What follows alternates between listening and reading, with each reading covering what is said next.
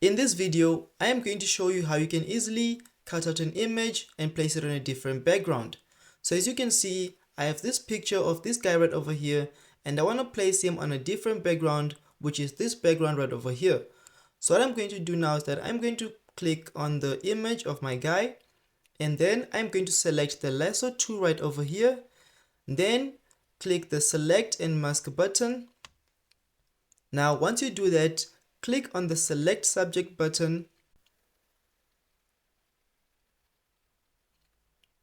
and this should easily select the subject.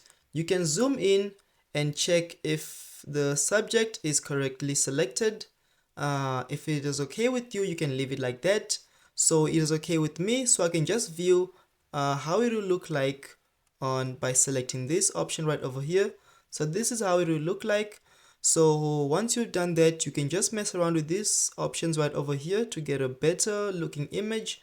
For example, the smoothness, you can increase it a little bit, and you can then scroll down again and play around with the contrast like so. You can then scroll down again and select this option right over here. Once you do that, click on the OK button, and as you can see, there is our image. We have removed the previous background and placed him on our own background. That's how you can easily cut out an image and place it on a different background.